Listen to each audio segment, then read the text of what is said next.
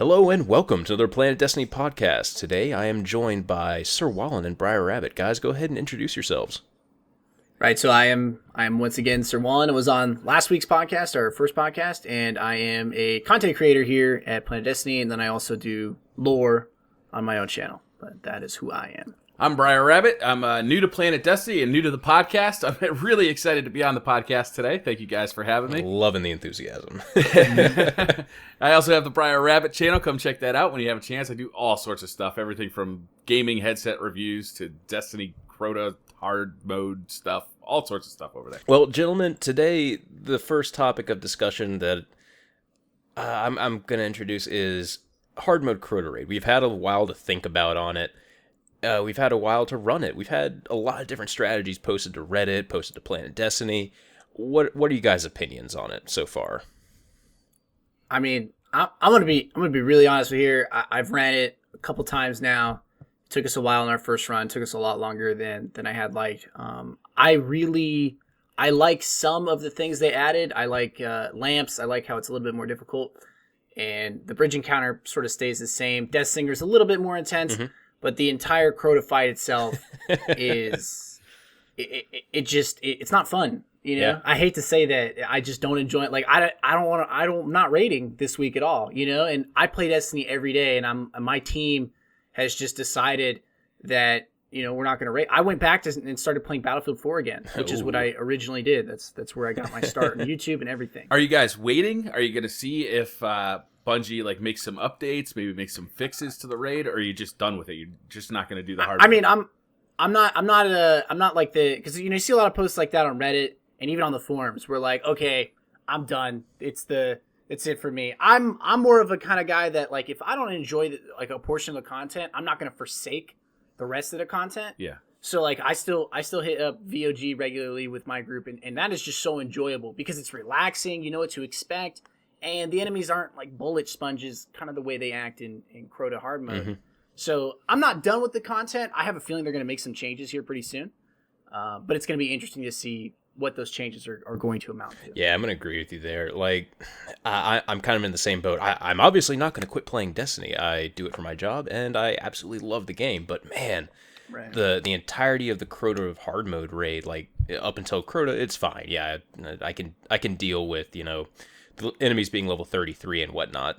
We right. got through that pretty easily. But just the Crota fight itself is not necessarily the bugs that get to me. It's just the luck that's involved with completing it for the most part. Mm-hmm. The rest of my raid group, we tried to run it the other day, and we had 17. We had to wipe 17 times. That's a lot. Just on Crota? Yeah, just on Crota. Wipe 17 times just on Crota. And not because of our fault. Like, things would just happen. Crota just would decide to stand up and smack someone. Or, kill someone. Crota would jump off his platform and go run around there. Boomers would jump off their platform. Just stuff kept happening. It was like there was a poltergeist on the server. And we just could not, for the life of us, do it. So we hung up our raiding shoes for that day. But, I still obviously love playing the game. It's so much fun. I really love PvP. That's what I'm focusing on right now. But man, raiding, and especially since like Necrochasm seemed just really underwhelming for the most part, I just don't really want to step foot into hard mode, at least right now. Right. I had a raid group together today, and our first attempt at Crota, we had him down. He needed one more sword shot, and just by bad luck, our sword ran out. So we couldn't get that last shot, and we all wiped. On our very first attempt. We then spent another hour and 45 minutes. I saw you were in there for a long time. Point. Yeah, and it was just like, I know this raid group can do it. We all know the strategy for getting it done. But like you said, there's so many random things. Swords would just disappear in front of the sword bearer. The guy would run out, the sword carrier would run out, try and grab that sword, and it would just, boop, it's gone. That's the end of this wipe, Yep. Like you said, boomers jumping down. Crota actually came into the crystal room at one point. Ooh. Oh, wow. There's so many things. And it makes me a little bit angry because, after the normal mode came out, there were all of these cheeses. And I agree with that Bungie, needs to get rid of these cheeses because it just kind of cheapens the whole experience. But when they spend all this time getting rid of these cheeses, then we go in there and we can't complete it like using legit strategies, not because the strategy is no good, but because the game is cheesing us. That feels a little bit unfair. Yeah, I'm really going to agree with that. Well, go ahead. I think a lot of it comes down to, the community, like you're talking about cheeses. The community reacts in two separate ways to cheesing, right? And Dado actually caught a lot of flack for this one on Reddit, and it was sort of like he caught flack for the wrong reason. He was just misunderstood in his video, but he sort of looked at cheesing in sort of a way that it's definitely there in the game. A lot of people do it, and he offered up solutions on how to potentially beat cheesing and remove it from the game. The problem is that Destiny sort of has this weird rewarding mentality where you can spend an hour doing something legitimately and get the same reward as doing it for 5 minutes. Mm-hmm. And that's sort of, there's like, well, you're held to the honor system, you're held to like, your own personal code, or you're held to the fact that you have kids and a job. You just don't have time. It's very difficult to really judge an individual if they're going to cheese. Like my raid team, we don't like cheesing because, if they ever patch it at any point, we're essentially screwed for that week or whatever, and we have to relearn the mechanics of the fight. So we try to stay away from it. And it's a little bit more rewarding, I think, fighting the enemies the way it's meant to be fight. I will say that we cheese Crota.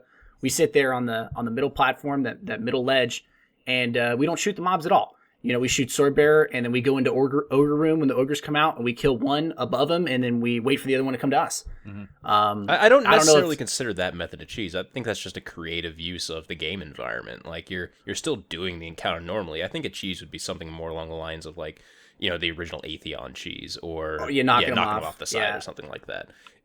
It's difficult, it's I think there's too many gray areas, and there's no clear-cut definition of what cheesing is. There is in some respects, like knocking Atheon off or Templar off.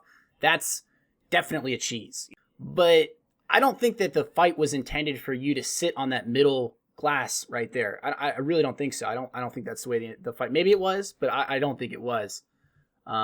Is it a cheese? No, not really, because you still need to do everything in the fight. The fight has to work out in your way.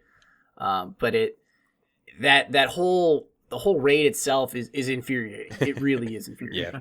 So I like every other part of it. I like the increased difficulty of the lanterns in the abyss. I think that's a lot of fun. It really forces your team to kind of stick together, and it's much more tense. And I think it's really as it was intended to be now. And the bridge sequence I also think is really fun, although I have had some issues with the gatekeepers.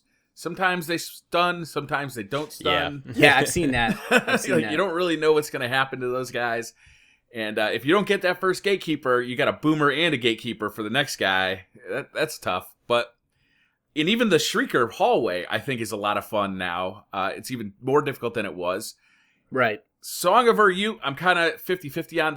Those knights are just such bullet sponges. I'm always confused about the Deathsinger fight, because on the say you're looking at Deathsinger's room from the towers that everyone usually goes and stands on, like on the right hand side, there's always just 50 knights and a bunch of acolytes, and you're just like, okay, I'm not going over there. So then you have to do the entire fight from the left hand side every time. It's really odd that there's not an even distribution of knights. Oh God, Bungie, please don't fix that.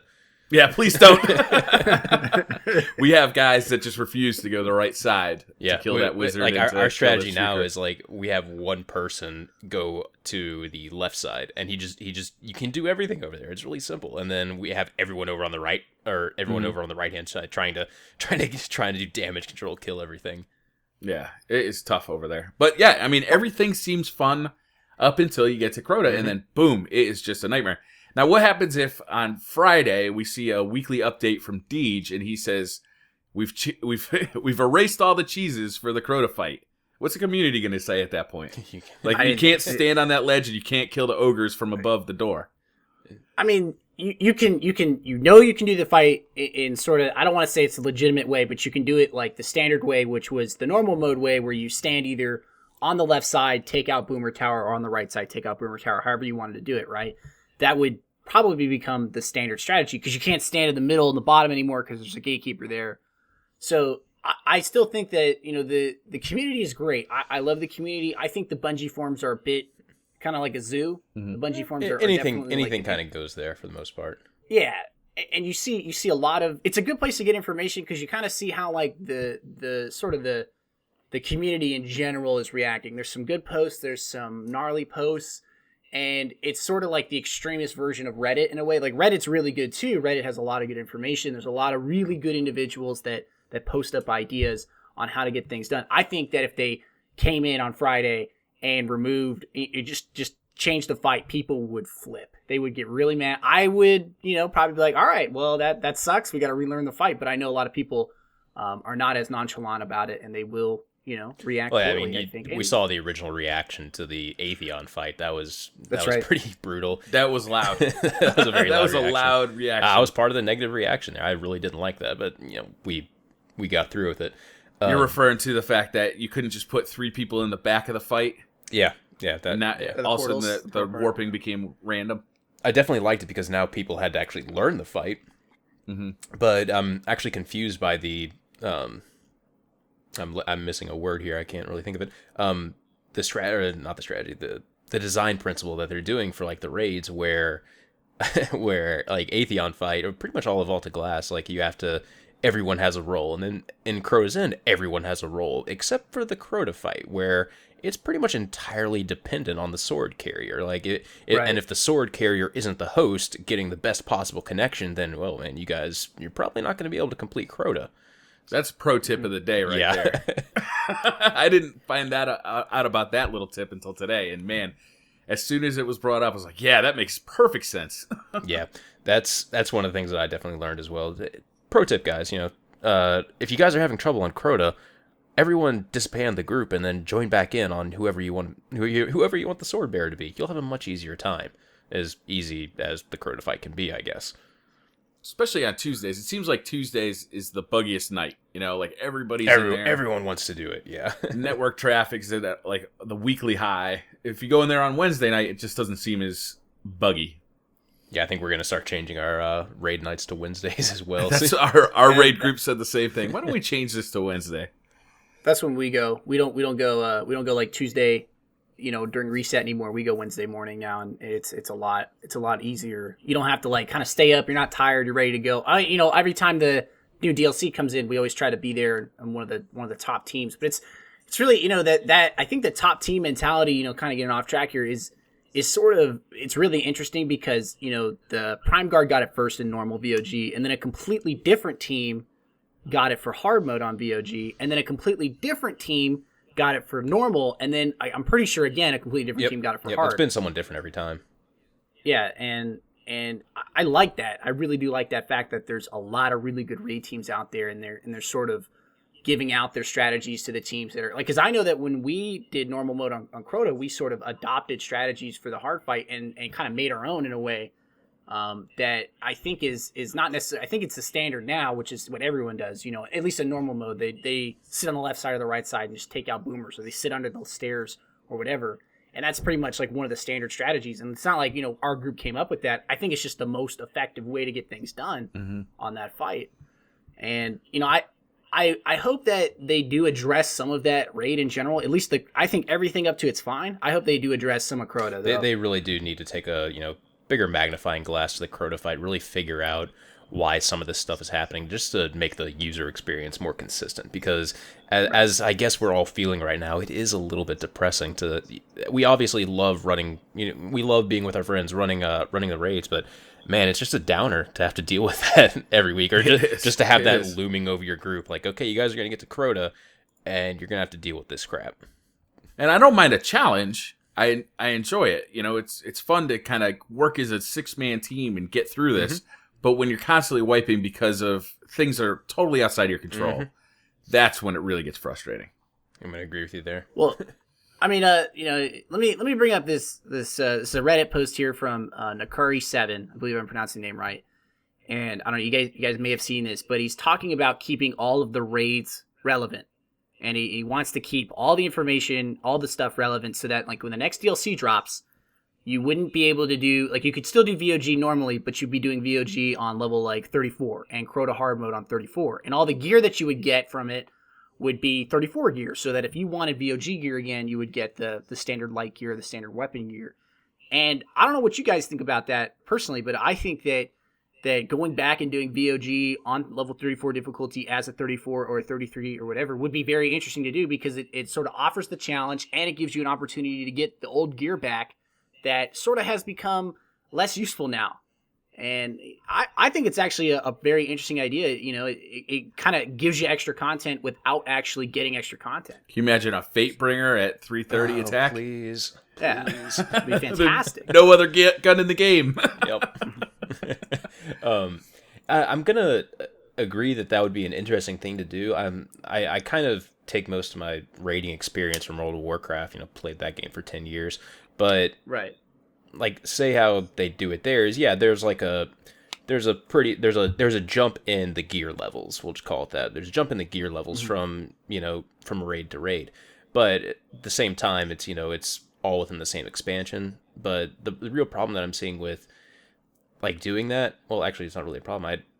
I take that back. This would be a fantastic thing if they were to do that, because then everyone would stop looking the same.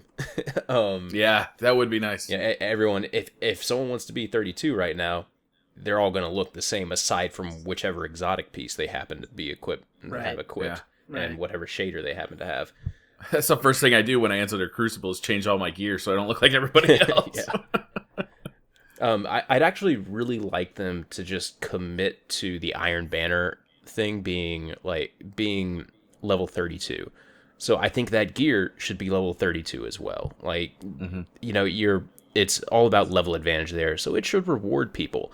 Yes, they should also do the whole only have 2 pieces of gear every time the Iron Banner comes around. It comes infrequently enough that it would be around the same time span for someone to get 32 through Iron Banner as it would to get 32 through the raid. So that's my thought on gear. At least it takes a long time to level up that Iron Banner. It took me a solid 3.5 days to get it to rank 5. Yeah, and that's constant. And that's about 8 hours a day for the most part. It's like a job. Yeah, it comes down to, I think a lot of that Iron Banner comes down to the team you play with as well. If you play with a team of like really hardcore individuals, because I know on the PS4. I watch a couple PS4 streams, and the Xbox side, the Xbox has both communities have their tryhards, but the Xbox community, there's a huge gap in my opinion of players that will legitimately trash you and players that are not necessarily in it for that. They just want to play and have a good time. And I think that gap is there. It's prevalent on both sides of the community, but it's when I play Iron Banner, I go in with a team of 6 every time, just because I don't want to run into another team of 6 and get destroyed. Yep. And I think that if they need to either to get the gear to 32, they got to balance it in a certain way. Like, it does come in frequent enough that it does make sense. I think there should be a PvP option to get that gear to 32, not just PvE. But they got to do something with the bonus system. I think the bonus is a little too good, because you can max out at day 3 in on the week that it comes in. I don't think you should be able to max it out right away. I think it should take you at least 4 or 5 days to play. And then you kind of got to argue the flip side too, is that a lot of these people don't have that kind of time. They're not kids, they have families and jobs. Yeah, I don't know if I would like them to make it harder to get that stuff. It still requires a pretty heavy time investment. Like, it really does, because you gotta actually play the Iron Banner, but then you gotta go and farm for Glimmer to buy all that stuff. That's true, because it empties your bank account for each item you buy. If you buy 2 things, you're effectively broke. You can't even upgrade stuff. For me, when Iron Banner comes around, like, I realize that this is going to be a heavily invested week in Destiny, because if I want that stuff, like if I want Timur's Lash and it's level 5, that's a big week of playing Destiny. Yep. I think the most important thing that Iron Banner offers now is the reforging system. Yeah, that's awesome. And besides, we kind of talked about the sniper last week, and it's been talked about on the channel. It's been talked about a lot. I'll talk about it more. I think the rocket launcher is a sleeper on some of the perks you can get on it, and it really offers up, because I picked up a rocket launcher and I reforged it with proximity, field scout in the middle, and then I think the third one is clown cartridge, right? And besides for the first tier, which I think is hard launch, is the first one you want, which gives extra velocity. The rocket legitimately acts like a low-key truth minus the tracking, and but it legitimately is probably one of the better legendary rockets in the game that just is so powerful, because that clown cartridge, I think, is it's like a 25% chance to get an extra, or it's a 20% chance to get an extra rocket or something like that. Wow.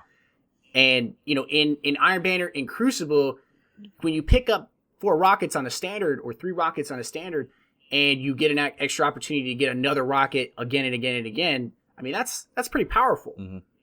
And I think I think the review on PlanetDestiny was that you guys, I think it was, we were not as excited about this rocket. Yeah, that's pretty much what I said.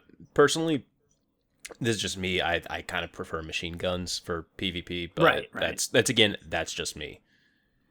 Yeah, I think it does definitely come down to player preference. It's going to be interesting when the hammer comes back up and what kind of perk set people are going to be going for when that comes back up. But I think the rocket I still use the rocket in PvP, and I have the ability now to not really worry about running into players using the Truth or the Yalhorn, because in my way, I think the Fury kind of competes with it almost. Proximity detonation, I think, is a thing that I started out saying, every rocket launcher needs tracking, and God, I wish I could go back and take that back, because really what makes a rocket launcher good is that proximity detonation. Yeah, proximity is... Because you only have to get so close, and it blows up. Yeah. You can fire over cover. You can kind of dump fire it, not even worry about it. I didn't even think of that. Yep. Firing it over cover. That's brilliant. Yeah. So I think we were talking about the perk system, and the sniper rifle again is still pretty broken. There's nothing that beats how broken that is. But I don't think it's really been talked about enough in the community, because it's sort of a niche way, because the PvP community itself is much smaller than the PvE community. And then on top of that, the individuals that sit there and reforge weapon after weapon just to get the perfect perk roll is even smaller than that. So you're talking about a really, really small group of people that have this weapon, but it still doesn't change the fact that you having that weapon gives you an incredible advantage over other people that don't have it. Mm-hmm. But and it's nice that some things aren't random in the game. Like getting that weapon, you have to do a real-time investment, and then you have to know exactly what you want, and you have to have the motes of light to get it. I kind of think that's awesome, And then once that week is over and people are saying, wow, that weapon is awesome, where'd you get it? Oh, well, I built it in the Iron Banner. Yeah, I actually really like it. It honestly feels more, people were saying, now that Xur sold this exotic, it's not unique. Well, I have this unique sniper rifle. This is probably one of the only ones out there, because I took the time to get this exact perk set that I wanted. It's a very personal choice that you can actually make to your character. And I really wish they would expand on that in the future, and maybe bring it away from weapons, like put it on armor as well, because that would be nice. Yeah, awesome. Get level 32 with faster hand cannon reloads or something. Yeah, that would be fantastic, because I hate how I really want a pulse rifle increased reload speed for my Red Death, but I just can't find another pair of gloves. None of the vendors sell them. Well, they might. I'm not 100% sure on that, but I really just want to customize my character even more, and there's not a lot of options for that, at least right now. So, and that's one of the coolest things about the Crucible in general, is that it does, instead of with the raiding, you have to run your raid gear for the raid. But with the Crucible, you can run at 31 or 30. You can just customize your character to be a hand cannon guy who also likes fusion rifles or shotguns or anything like that. You can really customize them. You can customize the way it looks, because you don't have to be worried about that level 32 cap. Yep. And I love that. I've seen a lot of posts on Reddit, like trying to, think of a good system. And one of the most popular comments is, how about the new commendation system that they put in? Like, maybe allow us to use those to reforge, the weapons that we're getting from these vendors. I think that would be another fantastic thing, because... So you'd only get one reroll per commendation? Yeah. That'd be cool. Yeah, because they come infrequently enough that you can save up a decent amount of them, and then still, get 10 chances at rerolling that. Oh god, the fall will probably kill you, 1969 or whatever. Reroll that hand cannon to have the perfect perks that you want. I would really like to see that, because right now the perks for it are kind of abysmal in my opinion, but it's my opinion. Well, I think there's they're gonna find a striking balance. I think they're testing a lot of things. Iron Banner, they're definitely taking their time. They're like, okay, we're gonna give the players the option to reroll. It's gonna take a lot of investment, like you guys are saying, and I agree 100%. For the rocket launcher itself, I put 140 motes of light into that just to get the set I wanted. And that right there, I agree 100%. That speaks to putting in the investment, creating a rocket launcher in your own way, and getting exact perk set that you think is going to be the most beneficial towards you. But on the flip side, you can only do that in PvP right now. And that's kind of the bummer. You know, I would love to take my Vanquisher in, or my, the Chance or something like that, a faction weapon or even a PvE weapon that you get from the Vanguard, and have the ability to reforge it and find the perk set that most suits your character. Yeah. The only system that's kind of similar to that is just kind of hoping to get the role you want by wearing that faction's class item. Yeah, and get a package. Yeah. And, and even then, you're talking about like an incredibly low chance to get anything remotely near what you want or need from that package. Yeah. So, it's frustrating, but I think it's also at the same time, it's like getting a faction shader from one of those packages. You don't know when you're going to get one. You may never get one. Yeah. But when you do get one, it is probably one of the most rewarding things, because you're like, there's only a small portion of the community that's going to have this, and you put a lot of time in and effort in to get this. Is it kind of based on RNGs? Yes, but is it rewarding still? I think so. I think it's very rewarding to get stuff randomly like that. Yeah, but it's also nice to be able to build stuff like in the Iron Banner. But having a mix of both is fun.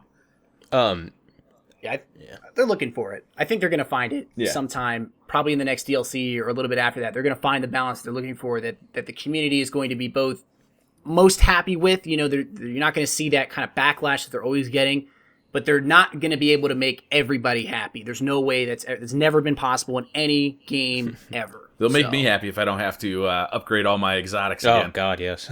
Please. I've been running bounties for 2 months straight every day. I have one more exotic to finally level up, and that's Pocket Infinity, and then I'm done leveling exotics this round of the expansion. I haven't gotten to Plan C or Pocket Infinity yet. Switching topics a little bit here. Did you guys get to play the 2v2 mode last week? Yes. Yeah, a little bit. What did you guys think of it overall? I personally myself, I absolutely loved it. It's more fun than Iron Banner. Like, it's a very intimate experience, and as far as PvP goes, you really have to know your partner that you're playing with. You have to know how we're going to react in certain situations. It allows for perfect map knowledge. You have to know where that other team is going to respawn, and how to properly set yourselves up for a flank or cover where they're going to come out. It's one of the most perfect PvP modes that they've released thus far, and I was really, really bummed this week to see it go out of the rotation. Did you play mainly with a teammate that you knew, or did you play with randoms? It's twos, so that's why I liked it. Is I always have a friend on. There's always like one person I can be like, hey, come do some twos with me, and it's just very easy. Not a huge time investment. You just go have fun with one friend. I really liked it. I like playing it with a friend, but I also found that I really liked playing it with randoms. Because there's almost like bridge. You don't exactly know what your teammate is thinking. Like, you have to kind of figure it out. And it made it really interesting. I had a lot of fun. But definitely the winning percentage went down by a long shot. But it was still fun. Just trying to... You knew you were both trying to, like, do something. But what that is, who knows? I also liked how... sorry for cutting you off there, Wellen. But... No, that's all good. Like, everyone's been wanting that Inferno mode where supers aren't that or supers can't be used, and 2v2 is pretty close to that. Like, yeah, you can use supers in there, but it's going to take you a lot longer to build up to that super. You're really only going to see it once, maybe twice in a 2v2 match, depending on how long it actually goes. Yeah, I think it really comes down to you're talking about Bungie here, the creators of Halo, and generally most, even if you're on the PS4, you guys know Halo, and I'm sure you've touched it at some point. Okay, so the sarcasm is real, but you know what I mean, in the sense that Halo in a way defined shooters. At least it propelled shooters in a different way. At least in the competitive form, because back in the day, competitive Halo was the only thing really super competitive on the consoles. The rest of it was on PC, and their Unreal Tournament saw some variations on the console and stuff like that, but mainly it was Halo. So they take I think they should do is sort of take the game modes that worked for Halo and bring them over. Twos was there, fours was there. Big team battle, which is sort of like 6v6, not in a way, kind of not really, but it is in a way. And they just need to give more variation in this sense, because they started doing this in Halo 3 and in Halo Reach and stuff, where they would put up like weekly playlists and then they would take them down. And it's a real frustration because players really enjoy, I know there's some players out there that really enjoy Combined Arms, but they only see it occasionally, and that's the only time you're going to see Bastion and First Light. And I like those maps, even if they become, sniper versus sniper the whole time. But I still think those maps are fantastic. And to remove those, kind of lessens the experience overall, in my opinion. So I think they just, there's nothing wrong with bringing back fours, in my opinion. Bring it back. Have a good time with it. I would like to see 2v2 in a competitive setting. Like, I'd really like to see like kind of the best of the best kind of form teams and really make that like a real competitive thing. I think that would be fascinating to watch. It would be. It would, yeah. I'm a little disappointed that we haven't seen much of a competitive scene in the multiplayer. I think it's still in its infancy for the most part as well. Yeah. There's also the whole, like, you have to, level up your character, and much like World of Warcraft, the competitive scene wasn't there for PvP until, like, mid-Burning Crusade, really. Much like for Destiny, I think it's just going to take some time for a lot of players to, get all the guns, level up their characters, really figure out how they want to play PvP for a, meta game, and for the competitive scene to really start forming. Because right now we just have, a bunch of people from like Halo or just other games that have come over, and, they're big names in their other games, so they're starting to be big here as well. And then there's a lot of other people that are kind of new, and they're, just starting to really crop up as well. So again, just give it some time. I think we'll really see something actually start to form here. If they did like a custom mode where you could actually like assign which weapons are allowed and which aren't, and anybody who plays gets to use that weapon whether they've earned it or not, I think that would be a big step towards seeing some competitive play. That would, yeah. Well, if they offered up private servers in a way, or sort of custom lobbies where they give players the ability to not really go through the matchmaking system and just find each other, you would see tournaments popping up overnight. I completely agree. So, the next step after that would be to add a spectator option. And you're straight up at the point where you can, because I cast Battlefield in my spare time, and I cast on the consoles, and those kind of games get pretty good viewership, where I think the most recent game I casted got something like 200, 300 plus in viewers. And that's in Battlefield 4 on the console. So you're talking about one of the most popular FPS shooters on both consoles, the Xbox and the PS4, with one of the most lively and really loyal communities out there. If you were to say, we want to support the competitive PvP side and say, hey, we're going to give you guys, custom lobbies, maybe a spectator mode sometime in the future, go at it. And we'll sponsor maybe the first tournament, or we'll get ESL or MLG or UMG, one of these companies, to come in and sponsor a tournament. Destiny would blow up, overnight, really, more than it already has. Yeah, I agree. Maybe we'll see that in that Comet expansion. I have no idea what that's going to bring. But one of the things that I'm kind of sad that I haven't seen anything thus far, I thought it was going to come around sometime sooner, was like Trials of Osiris, because that's how I started cutting my teeth on PvP, was with, two of my buddies. We would just go into threes and, really start thinking up strategies for maps, different loadouts we could run, how to properly start to learn how to properly flank. And man, I was gung-ho week 3 for Trials of Osiris to come out, and I'm sitting here, 3 months later going, come on, where is it? If you look at the loot that's related to that too, it's so good. It looks so good. Yeah, those weapons are fantastic. Yeah. Like they're the best in class in like every class. Pretty much, yeah. I would agree. So maybe we'll see that in like House of Wolves. I don't know.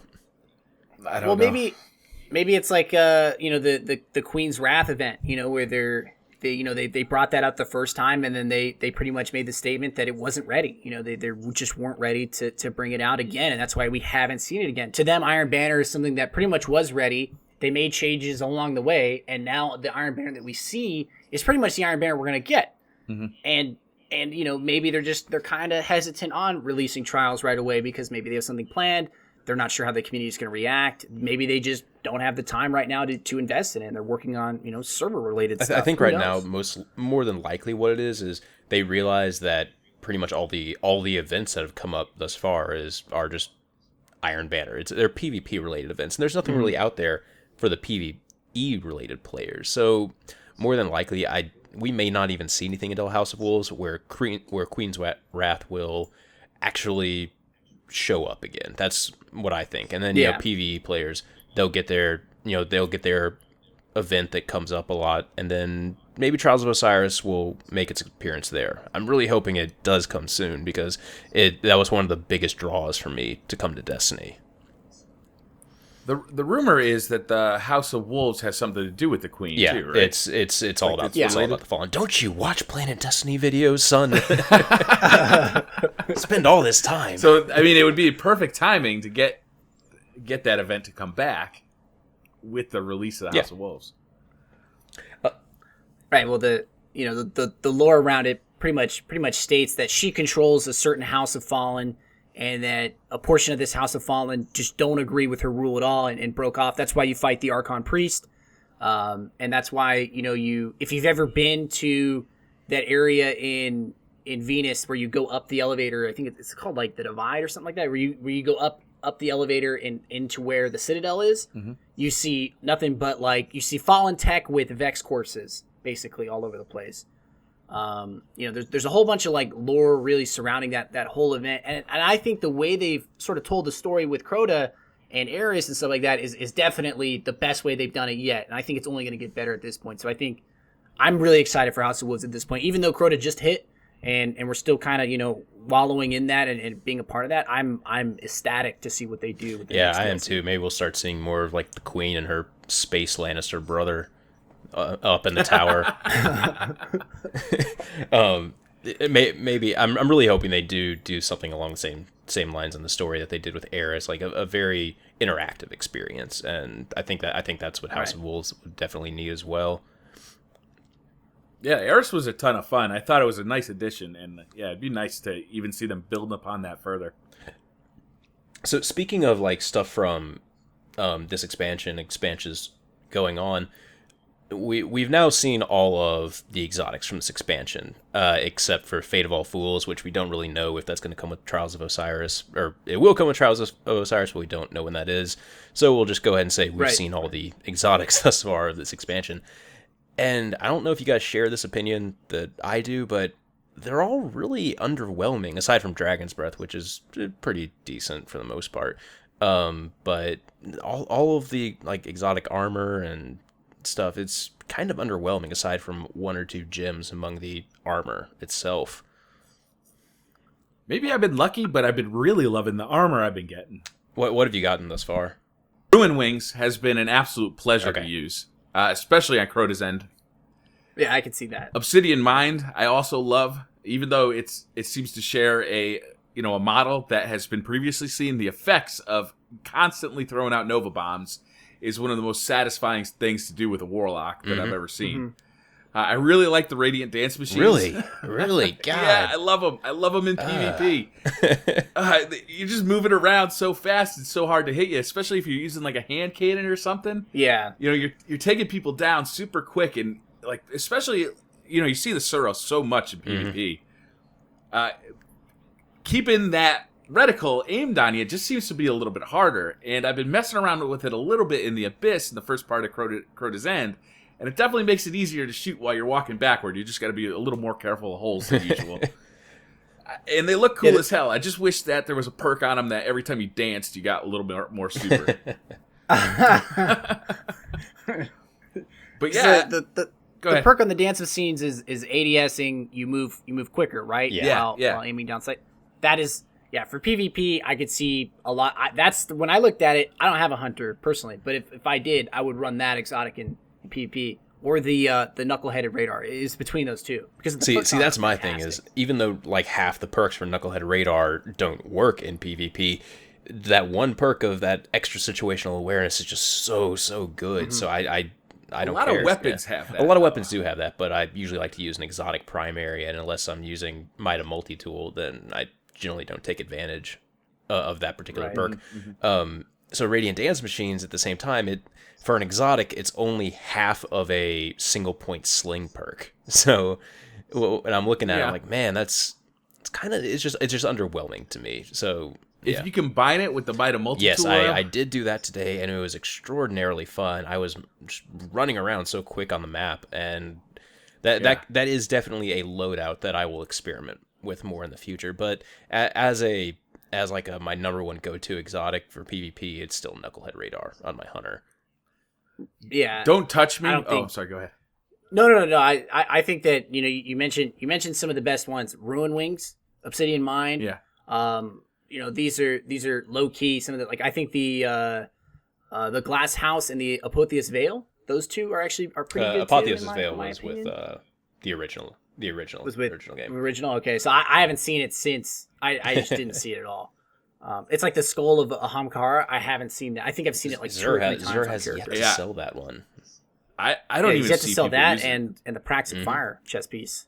Those are the two. Don't Touch One Me day. is also a really awesome one. Using that in the first part of Crota's End also. Don't Touch Me is the very fun. It makes for some fantastic cheese in the first yeah, encounter. it really does. It really does. I mean, it's custom designed for it.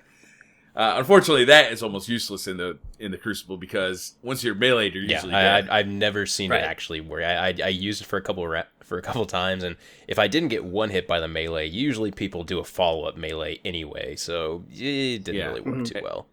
And you're not quite as invisible to real people as you are to mobs. Thralls. Yeah. Even though they have 3 eyes, they don't seem to see too well. Well, what do you guys think about the weapons, though? I mean, I think the sort of the tonality of the weapons, the exotics changed kind of the way they changed ARs, where they want the weapons to truly be exotic, not necessarily in the sense that they're better than the class, that they're best in class. Like the Last Word and the Thorn are like best in class for the hand cannons in a way. The No Land Beyond, that is arguably not best in class. I'm going to agree with you there. That's arguably not best in class for sniper rifles. I can't argue with that. But they're going. I think they're going in that direction with the exotics in the same way they changed the way the assault rifles work. They're making them legitimately exotic weapons. The Dragon's Breath is a good rocket launcher, but it's exotic in the sense that it leaves a solar grenade on the ground where you fire it.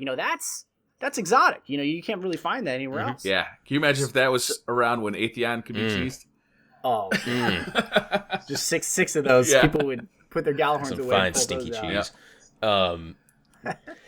cheese. I will agree that the weapons do feel exotic in the term of exotic, but it's kind of going against what they have said in the past, where it's like, oh, we want exotics to feel overpowered or something along those lines. I don't remember the exact quote, but it seems to switch design philosophies a little bit there, and it's odd because I would agree that the exotics are they feel exotic. The problem is they're just so bad. Like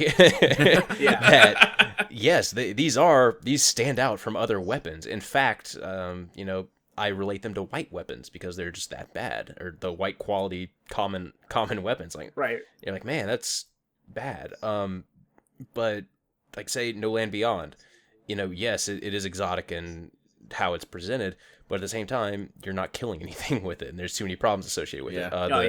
I don't ever see anybody use it unless it's like on a dumb bat. Yeah, we have someone in our play group that if we're just dominating people in PvP, he'll throw it on, and then we'll always laugh when he gets like a double kill with it or something. That's always hilarious. I wonder if Bungie has just kind of they wanted to introduce the exotics without taking the chance that they're going to immediately be overpowered like they were when the game released. Like when the game first released, the Vex Mythoclast, Suros, what else? A lot of guns were. It is really actually interesting when you look back at it. Like all of these, the first round of exotics from Destiny #1, they're really really good. Like they are so strong. Even the ones that weren't really in their current state, like Thorn or Bad Juju, they were still good weapons. And then you had these Suros, which is just the pinnacle of auto rifles. Last Word, which is like the pinnacle of hand cannons, at least in my opinion. The original Red Death was just the peak of pulse rifles, and now like all the new weapons that have come out, it's like, well, that is a shotgun there, Fourth Horseman. I can say that about it. That's about where my statement ends. I wonder if they're planning on buffing these things up. They just didn't want to. They would rather make the mistake of making them too weak than too strong. Because if they're too weak, they're not breaking anything. If they're too strong, then they're going to be the most used things in everything, and the game kind of it gets too easy on some level, either in the Crucible or in it probably has something to do with like how long it actually does take them to get certain fixes and changes out in the game. Like they have to go through the whole process with Microsoft and Sony to actually get the patches out. So I imagine if they just released the weapons in kind of a weaker state, or a safe state would be a better word, then that's probably what they were going for, and then just tweak them later in a much better like patch. slowly move them up piece by piece. Like Pocket Infinity, they've had a ton of problems with. They cannot seem to figure out how to They fix should just that catch gun. it originally. It was completely fine in my opinion. I don't know what. I thought it was overpowered. I thought it was that weapon's a bit ridiculous. I mean, you're talking about like a full auto fusion rifle. That kind of it's like a Mythoclast except times 10. It's definitely, I understand where they're coming from when they have a hard time balancing it. But like the Bad Juju, you were talking about that. It's a weapon that previously you couldn't use it in PvP. I mean, you definitely could, but it would be very difficult to get kills with it. Yeah. Now you can run it, and if you're going for headshots or you're playing with a group that's team shotting, it's definitely a viable weapon. Like I've used it a couple times, and I don't outshoot last words or anything like that, but I definitely do decent enough with it that it's viable. You get your super back from it, and you sit there and it's like, hey, this is a fun setup to run. That has become one of my favorite guns. It's just so, especially like combining it with other things that kind of complement it, like the Obsidian Mind. Yes, it's just it's one of the strengths of Destiny, right? Is just being able to kind of completely customize your character and bring him into PvP. We've seen stuff like that in Call of Duty, but this is a whole different level, for a shooter. It's just Bad Juju is awesome. I like that statement. It is awesome. I don't really share that opinion. For my weapon choices, I want my shots to matter. It's the best way to put it. And if I choose to aim on someone's head and hit them, I want that shot to really hurt them and count.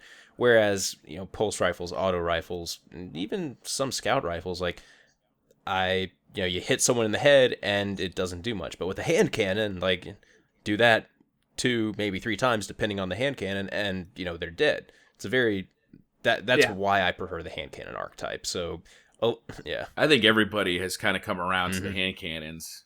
But the pulse rifles, there's something wrong with the pulse rifles that they, even in PvE, they just don't do enough damage because they have to blend that recoil of the 3 shots with the amount of damage each shot does, and they never have seemed to got it exactly right. What's the new one that comes in the raid?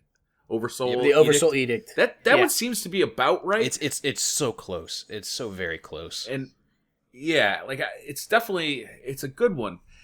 But somehow they have to either reduce the amount of recoil on each of those 3-shot bursts or increase the amount of damage each shot does. Yeah, we discussed this in the last podcast, and it was effectively like my take on it was like the bullets need to come out faster in the burst, kind of akin to the Halo battle rifle. They need to make it something along those lines. Like keep the recoil where it is. That's fine. I don't care. But just make the bullets come out faster so we can reliably hit at least 2 out of the 3 shots on someone.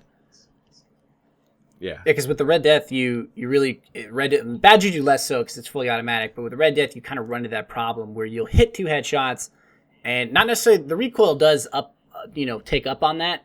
But if you understand how the gun works, you can kind of combat that in a pretty solid way. The problem is that like when you're hitting a moving target, and because the bullets sort of come out in 1 2 3 1 2 3, there's too much gap between each of those shots, where the 3rd shot or even sometimes the 2nd shot doesn't matter because the player is already moved by the time you've taken that shot.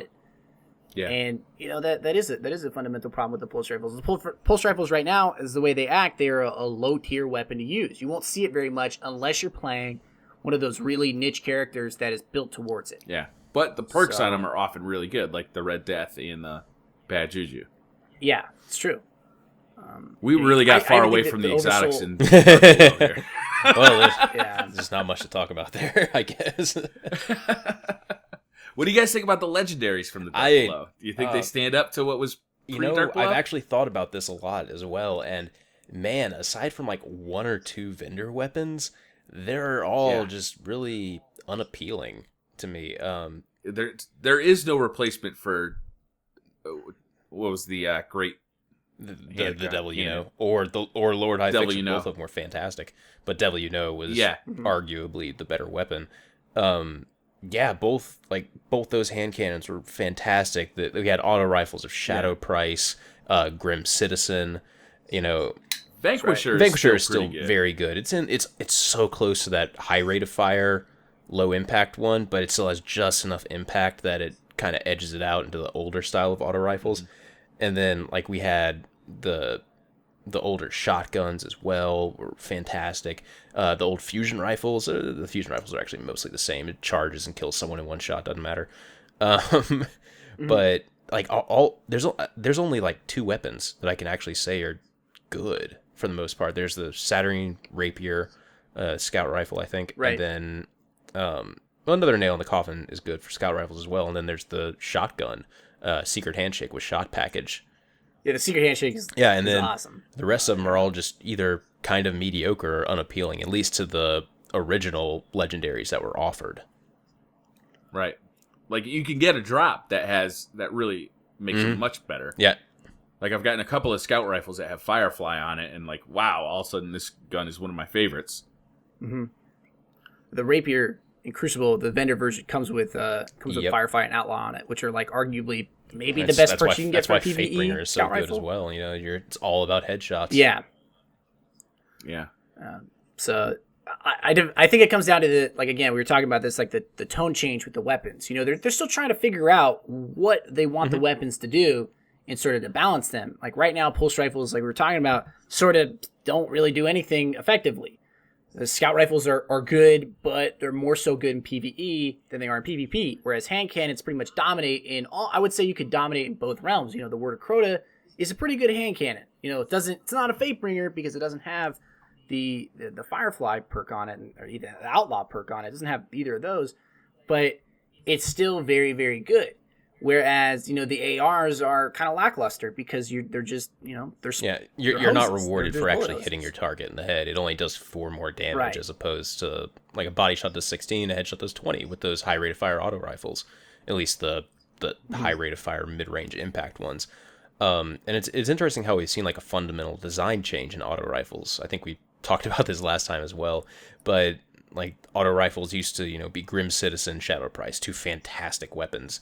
And now they're moving towards the bullet hose method, where in addition to the auto rifle nerf, you have that, which is kind of a nerf as well.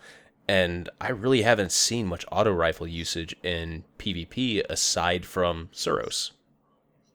Yeah. Yeah, you don't see too much. For the people, I did a review on that for PlanetDestiny, and I thought low-key it was a sleeper. It's a sleeper gun that if you set it up right, you can definitely do a lot of damage with it. But it's no Vanquisher, it's not a Grim Citizen.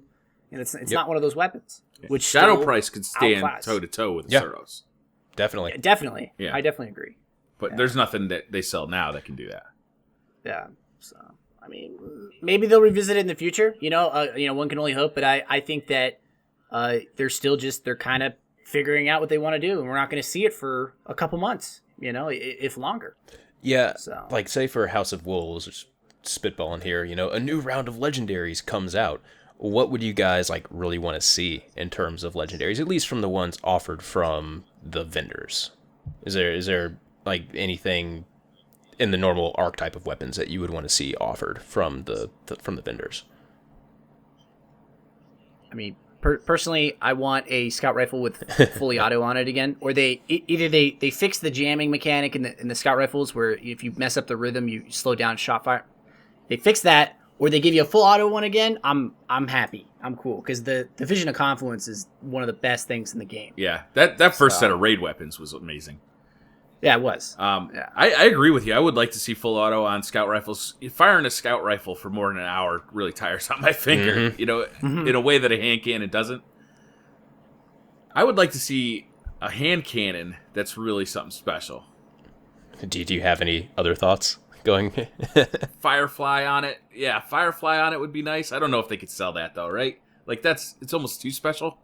It'd be a raid drop, yeah, I think. It's almost too good. With a hand cannon, you're if you're using a hand cannon, you should be a good enough player to always hit in the head, or at least 90% of the time hitting precision. So Firefly just rewards that so well, which is why Fatebringer is, so highly coveted. Right. I don't. Fatebringer is almost too good. I'm going to agree with you there. Like for PvE, I really wish Fatebringer was a 331 version because that's all I would use. I kind of hate how I have to use all these other piddly little hand cannons that you can get now. Like Fatebringer, it kind of spoiled us. The first hand cannon that we got from the raid is just, it peaked. It peaked too soon. Do you think it's still gonna be like useful when the House of Wolves? I'm gonna wait to see exactly how much damage the attack values will mess with things. Obviously for PvP and everything, Fatebringer's not there, but for PvE, I don't know. I hope that it's still there. As we were talking about earlier, I really hope that they don't just make all this old gear completely invalid. Yeah, useless. Yeah, I'm pretty sure there's a forum post going around there somewhere where they're talking about how they made a mistake with CE and how that you in a way all of your VOG gear was essentially useless because the Vanguard gear and the faction gear was better than it right off the bat. And I think the takeaway is that they're not going to have that happen for House of Wolves, where your CE gear is still going to get you through, and the Vanguard and faction gear are not going to be better than it right away. And so I'm pretty sure that forum post is going around. I don't know how accurate that is. I don't know if that's actually a developer was talking about that, but I'm pretty sure a dev did drop that in. So that's only really true about the armor, though. The weapons are still. Yeah, the weapons are still good. Yeah, weapons are still very useful. In fact, I think that Fatebringer is probably better than Word of Crota. We haven't released the video yet, but yes, pretty much in my review, I say aside from like just chugging damage into a target, like Fatebringer's still better. And even as far as damage goes, I do a damage comparison between them, and Word of Crota only did like effectively 20 more damage per shot. It's not much, just because the impact of Fatebringer is so high as well. Yeah, like killing like those Hive Knights at the end of the raid, I think you'd get some use out of that because you're also proccing that 500 extra. Right. But even then, it's like the Fatebringer, you just shoot into a group of thralls and the whole group disappears. Well, I think that's why you just never want to get rid of your old raid weapons, because they do different things in different positions. Like the VOG ones have Oracle Breaker on them, and if you don't, you guys may go back and do VOG, but like I carry the Praetorian Foil with me because oracles will like legitimately not die sometimes if you carry different weapons because you're not getting that extra procket. So I think they're specifically good in certain situations, and I haven't gotten rid of any of them. No. So I think I've only gotten rid of the Heathen Vengeance because I just don't use it. Yeah. But other than that, I've kept the rest. Yep. So. I personally myself, I kept, I'm keeping one of each weapon, and I'm hoping that they increase our vault space soon so I can keep keeping at least one weapon from each raid tier.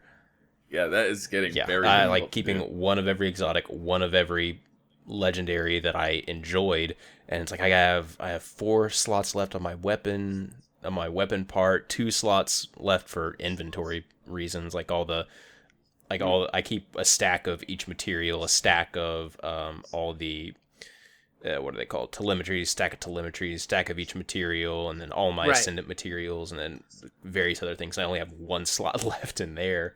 I'm a hoarder as for materials and weapons, but I just don't want to get rid of them, and because I guess partially because I don't want to have to grind them again if I ever have to do another video on them, and also because they may change it, and that weapon might be good in the future, so that would be fantastic to actually not have to get it again. Right. No Land Beyond really comes to mind with that. It's like, I don't want to get rid of my No Land Beyond. I already maxed mine out. I spent the exotic shard to get that thing to 331 in case they actually make it good in the future. I did the same thing. For sure. I mean, I think it's a fun weapon. It's definitely a fun weapon.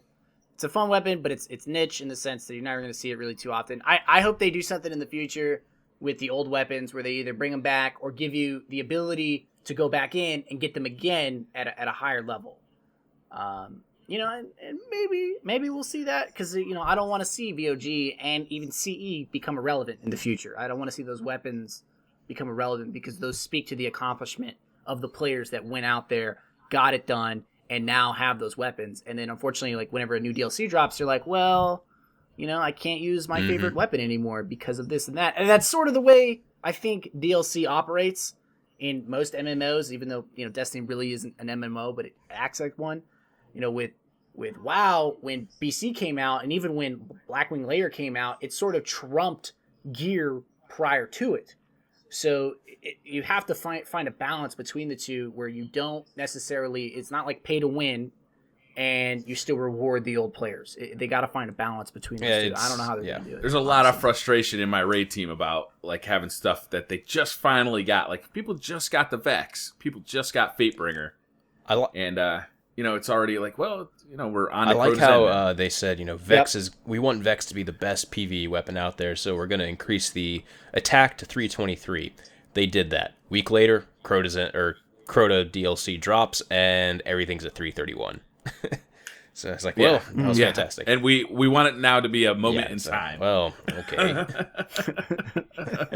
And have you guys noticed that Necrochasm's max damage is like 339? It's only 8 higher than the current highest out there. So in addition to this, the weapon being underwhelming is because it's a bullet hose. It doesn't really do much more damage than the other bullet hoses. They're at 331. Yeah, and it takes an awful lot of work to get it. The difference between the two when VOG came out with Vex Mythic class was 323. 23? And all the standards were 300, right? Yeah, so I think I don't know why they didn't just follow that. I know like just adding an additional 23 is not the solution, but like I think that they sort of want to keep it on its own. Like, oh, you get the Necrochasm, it does a bit extra damage, but yes, is it sort of the same AR archetype? Yeah, high rate of fire, low damage, and it does have that very, very cool ability on it. But I think they're trying to avoid another Suros regime where they bring that in and it becomes the dominant player. Or the Vex. It's mainly the Vex, I think, because for that Iron Banner when it was out for those like 2 or 3 weeks, that was just brutal to have to deal with. Yeah, I think it was brutal. I didn't have one at the time, and it was like I didn't even go into PvP because it was just anybody who had a Vex. I got one for all of 10 hours before they nerfed it, and that was it was the best 10 hours of my life. Way beats that time in New Orleans. I've had 2 kids and been married. Vex was the best. By far. Well, guys, I think we'll end it on that note. This has been Patrick Casey with PlanetDestiny. This has been Wally with PlanetDestiny. Been Briar Rabbit with PlanetDestiny. PlanetDestiny guys here. Thank you guys so much for listening to our second podcast. I hope this becomes a great weekly thing. Maybe we'll get some more people in on the podcast as well. Maybe we'll just have us 3 here being the main crew for the podcast, and then maybe bring in a guest to make it an even 4. Hope to see you guys in the next one.